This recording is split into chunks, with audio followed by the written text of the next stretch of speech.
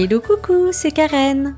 Bienvenue sur Mot pour Mot, le podcast qui vous offre une autre vision du déploiement de soi et qui vous envoie au centre de vous-même pour y trouver les clés de votre propre changement.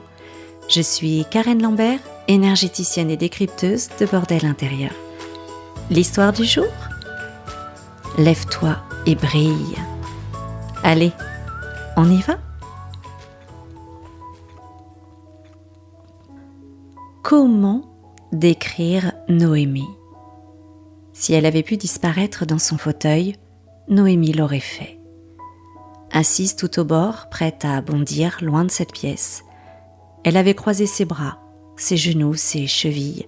Je me demande même si ses orteils ne s'étaient pas entremêlés. Cela lui donnait une posture de pelote nouée, emberlificotée dans tous ses membres. Je me suis alors demandé comment interpréter sa posture de corps. Il semblait noué à sa chaise, verrouillé, mais désireux cependant de s'échapper d'ici. Il était irrévocablement immobilisé par les torsades que ses membres dessinaient, comme si Noémie avait inconsciemment ordonné à son corps de ne pas bouger, de ne pas s'exprimer, de ne pas partir d'ici, ligoté à lui-même dans ce fauteuil jaune. Une injonction corporelle.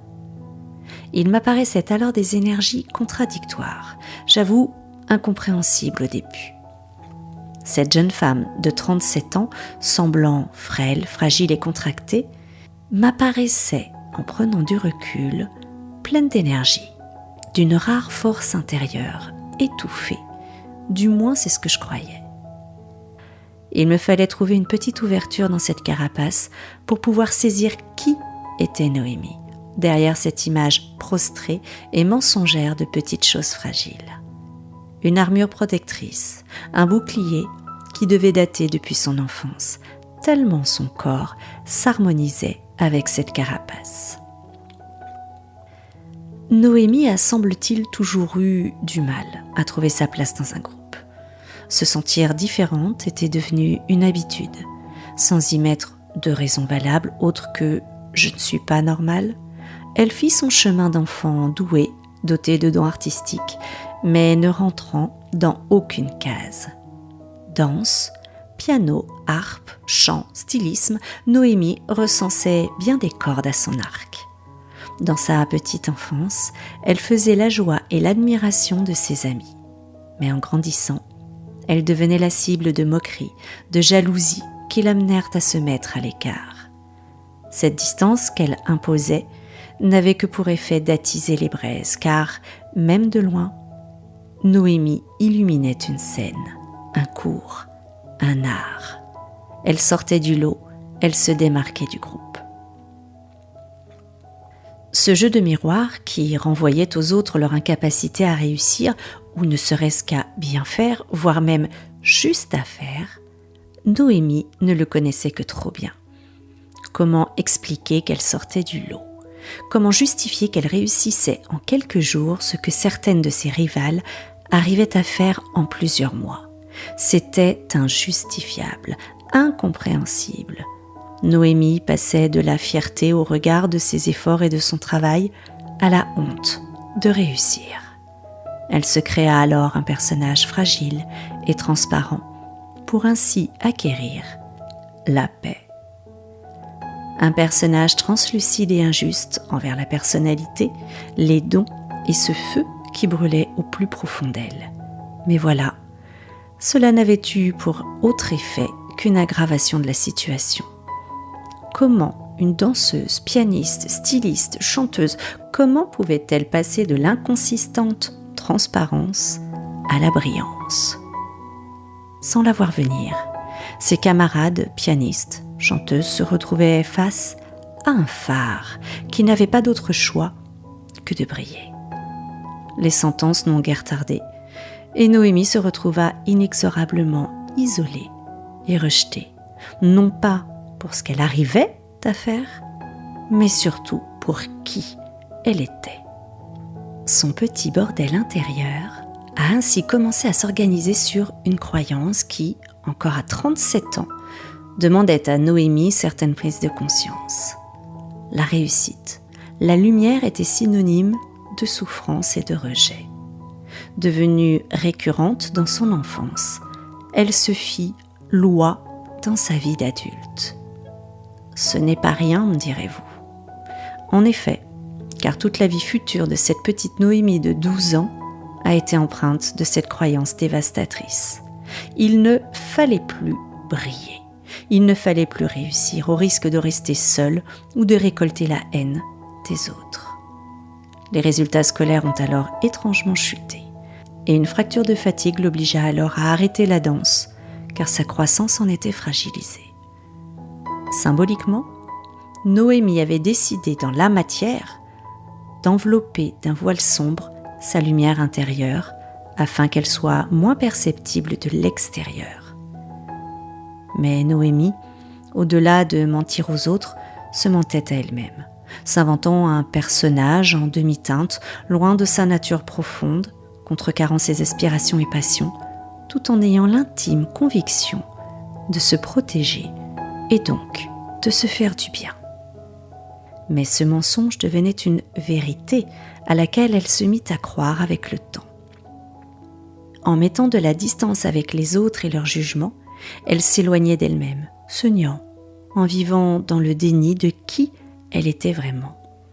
Son constat de femme de 37 ans laissait apparaître une véritable déception lorsqu'elle fit un bilan de sa vie professionnelle et personnelle. L'artiste qui vivait en elle ne s'exprimait que dans ses souvenirs ou fantasmes de scène, tout juste visibles lors de soirées chorales où sa voix se camouflait sous les autres, comme étouffée. Alors qu'elle rêvait de tenir le devant de la scène, elle se noyait dans le courant du groupe qu'elle avait intégré. Ne pas se faire remarquer, en étant dans les standards, devenait ainsi une vérité, une croyance si juste qu'elle n'avait plus la sensation de se mentir. Cela ne lui demandait ni réflexion, ni énergie, cela devenait naturel. Mais en arrière-boutique, tout indiquait que cet équilibre n'était ni juste, ni tenable sur la durée. « Je ne suis personne, dit-elle. No est me, jusqu'à son prénom. Tout était écrit.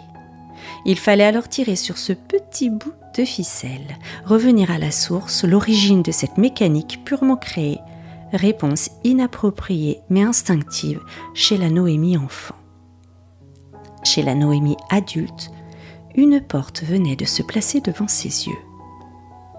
À elle de l'ouvrir ou non. Cette porte, c'est celle de la reconnaissance de soi et de ses ressources, de ses fragilités qu'elle aurait l'opportunité de dépasser et de ses forces qu'elle pourrait ainsi déployer pour donner un autre tournant à sa vie. Cette seconde peau allait devoir se décoller et partir définitivement, comme une mue qui ferait alors apparaître sa vraie nature, lumineuse, et donc la faisant vivre bien dans sa peau. Si tu donnais à ta vie toute son envergure, si tu choisissais d'accueillir et d'assumer avec fierté mais simplicité qui tu es, que se passerait-il dans ta vie ?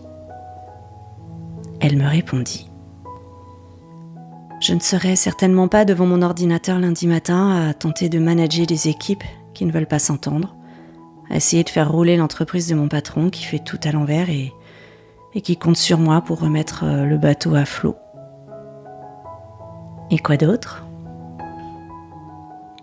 Je passerai mon moyen d'eux pour entrer au conservatoire. J'ai toujours voulu entrer au conservatoire. Mais le jour où je devais passer le concours, j'avais une otite. Ma mère m'a dit « Oublie, tu vas te vautrer ». Je m'y suis même pas présentée.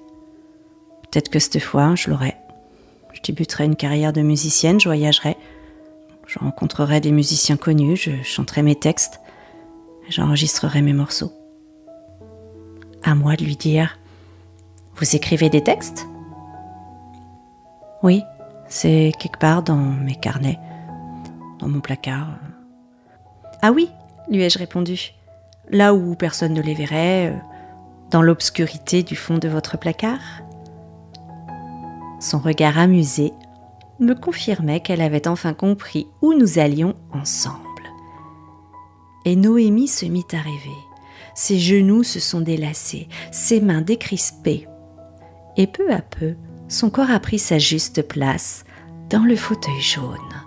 Son dos s'étala de toute son envergure et ses pieds s'ancrèrent dans le sol.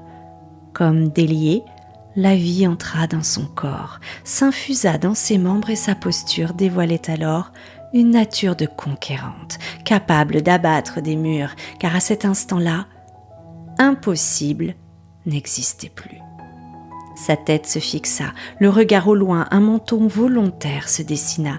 Il n'était apparemment plus question de reculer ni même d'hésiter. Ses yeux s'allumèrent avec une telle vivacité, elle était fin prête à s'élancer, même si le doute n'était jamais très loin. Elle me dit : « Et je fais quoi maintenant ?» Je mis un long moment avant de répondre, car à chaque seconde, son corps s'emplissait de vie, d'envie et d'élan. Cette petite flamèche devenait incandescente. Et moi, de lui répondre : « Lève-toi et brille !» Ça vous a plu ? Alors retrouvez-moi sur karenlambert.fr, sur Facebook et Insta. Vous y rencontrerez d'autres personnages, d'autres histoires de vie, d'autres thématiques abordées dans mon podcast Mot pour Mot, le podcast qui vous aidera à mieux comprendre votre bordel intérieur en décryptant celui des autres. N'hésitez pas à liker et vous abonner, votre aide m'est précieuse. Et souvenez-vous, si vous ne croyez pas encore aux licornes, croyez en vous. À bientôt. Ciao!